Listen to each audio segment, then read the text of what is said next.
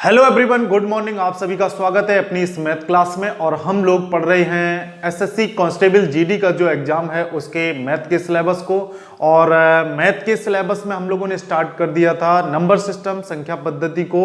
और उसमें पिछली जो क्लास थी उसमें हम लोगों ने बेसिक नॉलेज और इसके बाद में क्रमागत संख्याओं से संबंधित क्वेश्चन लगा लिए थे। और आज की क्लास में हम लोग पढ़ेंगे अभाज्य गुणनखंडों की संख्या ज्ञात करना, यानी कि प्राइम फैक्टर कैसे ज्ञात किए जाते हैं, इसके बारे में चर्चा करने वाले हैं। बहुत ही इंपॉर्टेंट है और इससे भी क्वेश्चन आपका एक आने की पूरी संभावना है, तो इसको आपको मिस नहीं करना है, इसको बिल्कुल समझना है। चाहे वो एसएससी कांस्टेबल जीडी का एग्जाम हो या कोई भी एग्जाम हो, आपसे अभाज्य गुणनखंडों की संख्या पूछ ली जाती है। तो सबसे पहले समझने का प्रयास करते हैं कि अभाज्य गुणनखंड होते क्या हैं और अभाज्य गुणनखंडों को किस रूप में, क्या एक नया शब्द बना के भी पूछा जाता है, उसके बारे में भी चर्चा करेंगे। कि हम जैसे बता रहे हैं आपको कि अभाज्य गुणनखंडों की संख्या ज्ञात कीजिए, क्वेश्चन में आपको लिख के कोई दूसरा शब्द आ गया, अभाज्य भाजकों की संख्या आ गई, तो आप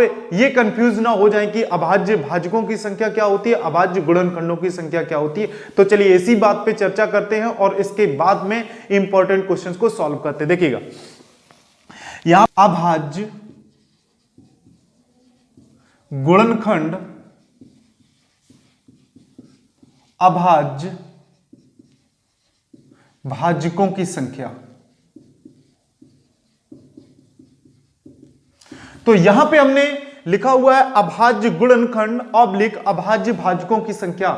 यहां पे दो शब्द आपको दिखाई दे रहे हैं, एक तो अभाज्य गुणनखंड यानी कि प्राइम फैक्टर, और दूसरा अभाज्य भाजकों की संख्या यानी कि अभाज्य भाजक प्राइम डिवाइजर की संख्या। लेकिन जब ये दोनों शब्द जो लिखे हुए हैं आपके, लेकिन वास्तव में जब भी क्वेश्चन में आपको चाहे अभाज्य भाजकों की संख्या पूछी जाए, चाहे अभाज्य गुणनखंडों की संख्या पूछी जाए, आपको सेम एक ही चीज को सॉल्व करना है, एक ही तरीके से करना है और सेम ही आंसर होता है, यानी दोनों शब्द एक ही है। इस चीज को आपको समझना है। आप ऐसा नहीं करेंगे कि आपको गुणनखंड दिए गए तो आप ये सोचें कि गुणनखंड निकालना है या क्या करना है भाजकों में, तो दोनों एक ही चीज है। ठीक है, इस चीज को समझना है। अब सबसे पहले एक शब्द यहां पे समझते हैं, लिखा हुआ है अभाज्य गुणनखंड। तो आप जानते हैं कि उनके गुणनखंड करना किस प्रकार के, अभाज्य तरीके से गुणनखंड करना।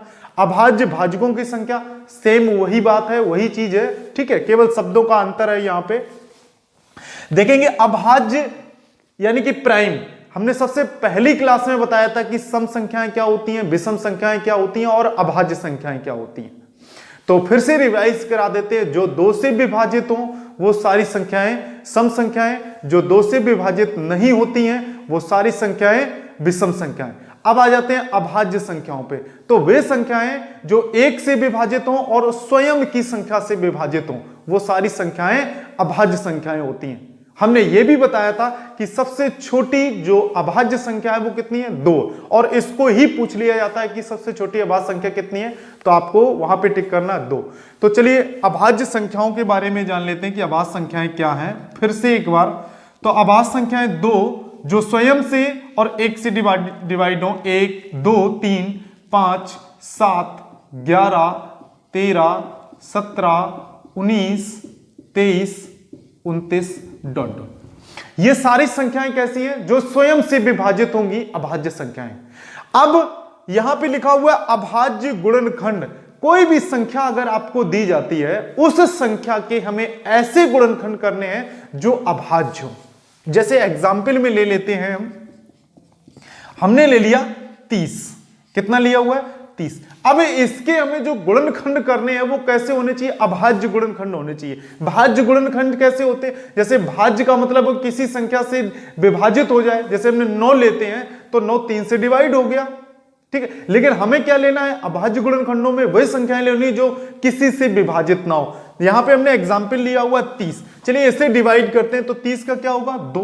देखिए अभाज्य संख्या हो गया। अब कितना बचा, 15। इसके साथ करेंगे तो कितना हुआ, 3 हुआ। तो 3 2 3 6 और 6 पंचे 30।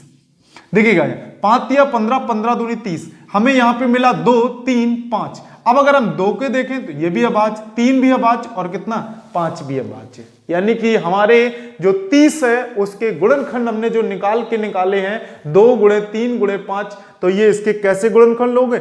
अभाज्य गुणनखंड हुए। और हमें सवाल में उसके अभाज्य गुणनखंड ही करने हैं, और अभाज्य गुणनखंड करने के बाद में हमें अभाज्य गुणनखंडों की संख्या निकालनी होती है और अभाज्य भाजकों की संख्या पूछी जाती है।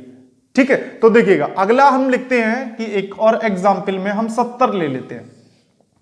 70 के आप अभाज्य गुणनखंड करिए। अगर हम इसके भाज्य गुणनखंड करें क्या तो क्या होगा? देखिएगा 2 गुणे हम 35 कर दें तो 2 गुणे 35 क्या हो गया? 2 हमारा तो अभाज्य है, लेकिन 35 कैसा?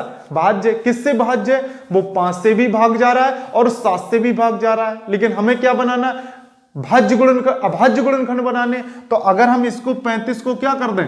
5 गुणे 7 कर दें तो 7 पना 35, 35 दूनी 70। तो अब हमें 2, 5 और 7 जो हैं वो क्या मिल जाएंगे? अभाज्य गुणनखंड मिल जाएंगे। यानी कि कोई भी संख्या अगर आपको दी जाती है तो आप कुछ इस प्रकार से ये नंबर आपके गुणनखंड में आने चाहिए जो अभाज्य संख्याएं होती हैं। तो वो आपका जो संख्या दी गई होगी, चाहे वो 30 हो, चाहे वो 70 हो या और कोई भी संख्या होगी, वो आपके कैसे गुणनखंड हो रहे हैं? अभाज्य गुणनखंड हो रहे हैं। ठीक है, तो आपको यहां से इस जो आज की थीम है उसका पता चला होगा कि हमें क्या करने हैं? अभाज्य गुणनखंड समझना है, उसके बाद में अभाज्य गुणनखंडों की संख्या को ज्ञात करना है। तो चलिएगा एक एग्जाम्पल लिखते हैं। देखिएगा एग्जाम्पल लिखते हैं 5 पे घात 10 गुणे 11 पे घात 12 गुणे 13 पे घात 15 के अभाज्य गुणनखंडों की संख्या बताइए, की संख्या ज्ञात कीजिए। देखिएगा बहुत ही मजेदार क्वेश्चन है, और ऐसा क्वेश्चन जब देखने को मिलता है तब यह समझ में नहीं आता है कि अब इसका आंसर क्या निकाला जाए। तो अब हमें देखना है कि यहां पे लिखा हुआ है 5 की पावर 10 गुणे 11 की पावर 12 गुणे 13 की पावर 15 के अभाज्य गुणनखंडों की संख्या ज्ञात करनी है। अब अभाज्य गुणनखंड का मतलब आप समझ रहे हैं कि हमें 2, 3, 5, 7, 11 ऐसे में डिवाइड करना, उसको अलग अलग फैक्टर करने हैं। इसके बाद में हमें जितना भी आएगा फिर हम उसको काउंट करेंगे। यही तो पूछा जाएगा अभाज्य गुणनखंडों की संख्या। यही तो आपसे पूछा गया है कि उनकी संख्या आप गिन के बताओ। जैसे हमने क्या लिया था? 30 लिया था। 30 के हमने क्या किए थे? 2 गुणे 3 गुणे 5। तो इसमें अभाज्य गुणनखंडों की संख्या कितनी हो गई? 3 हो गई। यानी 2 हुआ, 3 हुआ, 5 हुआ, तो अभाज्य गुणनखंडों की संख्या कितनी हो गई? 3। अभी हमने इससे पहले जो एग्जाम्पल लिया था वो क्या लिया था? 70। तो 2 गुणे 5 और गुणे क्या हुआ? 7। इसमें भी अभाज्य गुणनखंडों की संख्या कितनी हो रही है? 3 हो रही है। 1, 2, 3।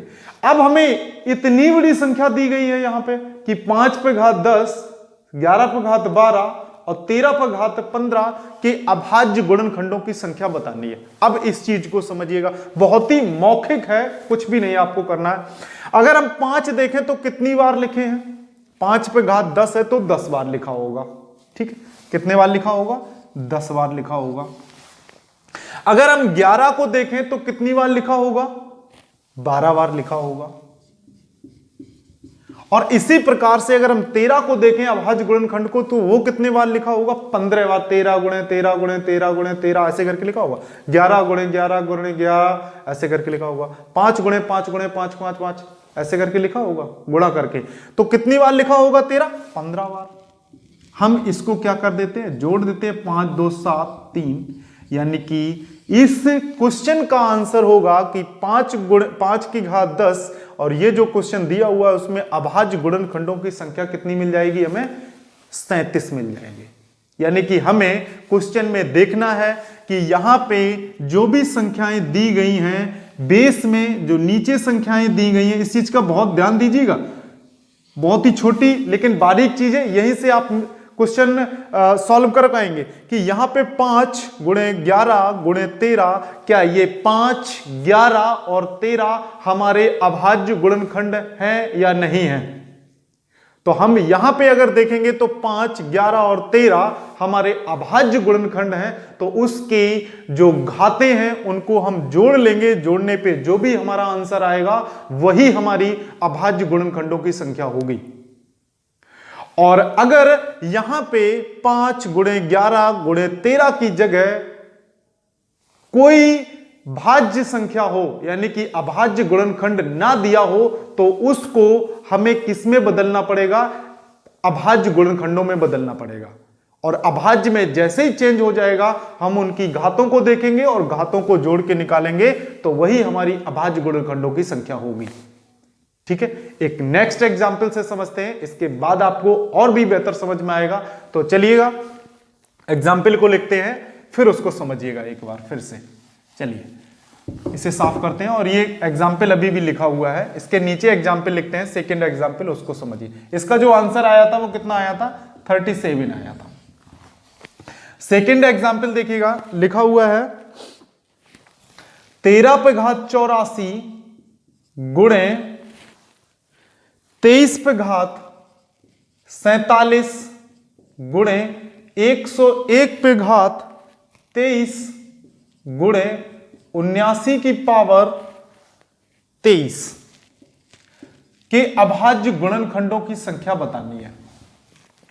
समझिएगा इसको, लिखा हुआ है 13 पे घात 84 23 पे घात 47 गुणे 101 पे घात 23 गुणे 79 पे घात 23 अभाज्य गुणनखंडों की संख्या। यहां पे अभाज्य गुणनखंडों की जगह यह भी लिखा हो सकता है अभाज्य भाजकों की संख्या ज्ञात कीजिए। आपको कंफ्यूज नहीं होना है, दोनों एक ही शब्द है, दोनों का एक ही मीन है, आपको अभाज्य गुणनखंडों की संख्या ही निकालनी है।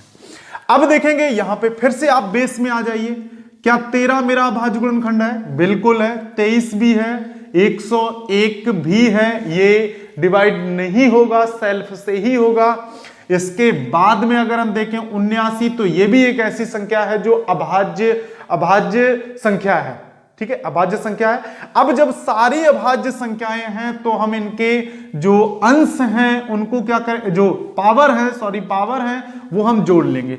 तो जोड़ेंगे, हमें कितना मिलेगा? 84 मिला, 47 मिला, 23 मिला और फिर से 23 मिला। अगर हम इनको जोड़ दें तो हमें मिलेगा 3 3 6 6 7 13 13 और 4 17 की 7 हासिल 1 2 2 4 4 दूनी 8 8 दूनी 16 1 17। तो यहां पे हम फिर से आ गए कि अभाज्य गुणनखंडों की संख्या हमें कितनी मिल जाएगी? 177। बताइएगा, आपको यहां पे कोई भी डाउट नहीं होना चाहिए और कोई भी कंफ्यूजन नहीं होना चाहिए। हम यहां पे जो हमने ये गोले बनाए हैं, यानी कि जो बेस में होगा वो सारी संख्याएं अभाज्य संख्याएं होनी चाहिए, और अगर अभाज्य संख्याएं नहीं है तो उनको हमें अभाज्य से भाज्य यानी कि अभाज्य संख्याओं में बदलना पड़ेगा। इस चीज का ध्यान रखना है। और जब भी हमारी ये अभाज्य संख्याएं हो जाएंगी, हम इनके अंशों जो ये पावर है उनको जोड़ लेंगे, वही हमारी अभाज्य गुणनखंडों की संख्या हो जाएगी। ठीक है, चलिए नेक्स्ट इसी में एग्जाम्पल देखते हैं। लिखा हुआ है 32 गुणे 46 गुणे 117 गुणे 75 के अभाज्य गुणनखंडों की संख्या ज्ञात कीजिए। अभाज्य गुणनखंडों की संख्या ज्ञात कीजिए। आपको बताना है अभाज्य गुणनखंडों की संख्या। यहां पे आपको दिया गया है 32 गुणे 46 गुणे 117 और गुणे कितना दिया हुआ है? 75 दिया हुआ है। ये रही संख्या, और इस संख्या में अभाज्य गुणनखंडों की संख्या आपको बतानी है। अब आप क्या करेंगे ऐसे क्वेश्चन में? अब हम यहां देखेंगे 32 भी हमारी कैसी संख्या है? भाज्य संख्या, किसी से विभाजित होगी।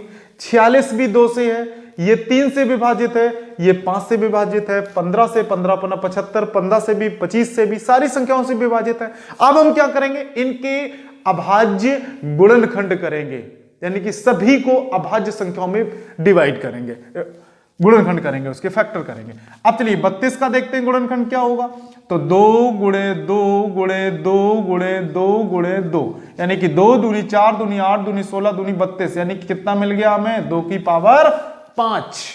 हमने बना दिया 2 को, क्या बना दिया 2 को? अभाज्य संख्या बना दिया। अगला अगर हम देखें तो हमें कितना मिलेगा? 46। चलिए इसके गुणनखंड करिए तो हमें मिलेगा 2, 23, 23 दूनी 46। बस हमारा इतना ही रह जाएगा लास्ट, क्योंकि 23 हमें अभाज्य संख्या मिल गई। ये भी अभाज्य हो गई, ये भी अभाज्य हो गई। अब आइएगा 117। 117 को 3 से करिएगा तो 3 त्रिका 9, 3 निम 27, 13 तिया 33। ठीक है, 13 तिया 33, 13 तिया 39 और 39 तिया 117। यहां भी हमने क्या किया? इनको कर लिया फैक्टर के रूप में, और ये हमारा 3 पे घात 2 गुणे 13 मिल गया। अब आते हैं 75 को, तो 75 का करते हैं तो 15 पना 75, 15 गुणे 5, और 15 का करेंगे तो 5 गुणे 3 गुणे 5, तो यहां से हमें मिल गया 3 गुणे 5 पे घात 2। अब इस सारी संख्या को हम यहां लिखते हैं, तो 2 पे घात 5 ये है, और 1 2 हमें ये मिल गया, तो 2 पे घात कितना हो गया? 6 हो गया। अब 3 पे आ जाए, 1 3 पे घात 2, 1 ये है, 1 3 ये है, तो 2 ये और 1 वो, तो 3 पे घात 3 हो गया, गुणे 1 हमें 13 मिल गया, 1 हमें 5 पे घात 2 मिल गया, और 1 23 मिल गया। इतनी संख्याएं हमें यहां से मिल गई हैं। और अगर हम देखें यहां पे तो 2 भी हमारा कैसा है? अभाज्य है, 3 भी अभाज्य संख्या है, 13 भी है, 5 भी है और 23 भी है। ठीक है, अब इनकी हम पावर की संख्या देखते हैं और उनको जोड़ लेते हैं। यहां कितना मिल रहा है? 6 मिल रहा है। यहां कितना मिल रहा है? 3 मिल रहा है। यहां से कितना मिल रहा है? 1 मिल रहा है। यहां से कितना मिल रहा है? 2 मिल रहा है, और यहां से हमें कितना मिल रहा है? 1 मिल रहा है। तो चलिएगा जोड़िएगा, 6 3 9 1 10, 10 2 12, 1 13। तो ये जो हमारा क्वेश्चन दिया गया था उसमें पूछा गया था आपसे कि अभाज्य गुणनखंडों की संख्या ज्ञात कीजिए। क्या किया?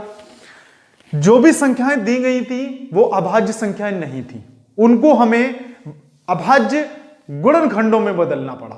और अभाज्य गुणनखंड बदलने के बाद में जो ये फाइनली हमें मिल रहा है वो क्या मिल रहा है? उसके अभाज्य गुणनखंडों की संख्या प्राप्त, अभाज्य गुणनखंड प्राप्त हो रहे हैं।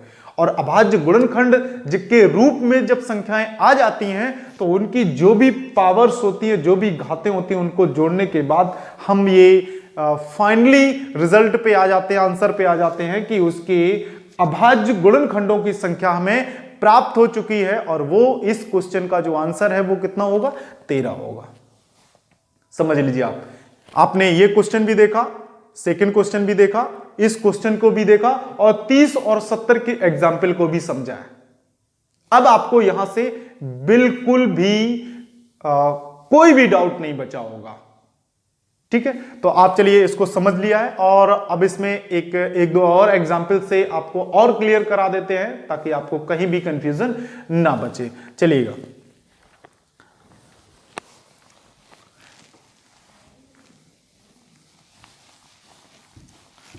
देखिएगा आगे क्वेश्चन को। एक एग्जाम्पल और लिखते हैं, अच्छा एग्जाम्पल है। देखिए लिखा हुआ है 111 गुणे 222 गुणे 333 के अभाज्य गुणनखंडों की संख्या बतानी है। अभाज्य गुणनखंडों की संख्या ज्ञात कीजिए। क्या करना है? अभाज्य गुणनखंडों की संख्या ज्ञात करनी है। 111, 222, 333 में अभाज्य गुणनखंडों की संख्या ज्ञात करनी है। तो सबसे पहले हम यही देखेंगे कि 111, 222, 333 क्या सभी संख्याएं हमारी अभाज्य संख्याएं दी गई हैं? नहीं दी गई हैं। 111 भी डिवाइड होगी, 222 तो 2 से ही डिवाइड है, और 333 जो है वो 3 से डिवाइड है, और भी संख्या से डिवाइड होगी। तो सबसे पहले इनको हम अभाज्य संख्याओं में, अभाज्य गुणनखंडों में परिवर्तित करते हैं। तो 111 लिखा हुआ है, ठीक है, इसका हम 2 अलग कर दें तो 111 इसमें भी रह जाएगा, इसका 3 अलग कर दें तो 111 हमें यहां से भी मिल गया। अब तो 111 3 हो गए। क्या 111 भी डिवाइड है किसी से? अगर हम 3 से डिवाइड करें तो 3 त्रिका 9 और 3 सत्ते 21, यानी 3 गुणे 37।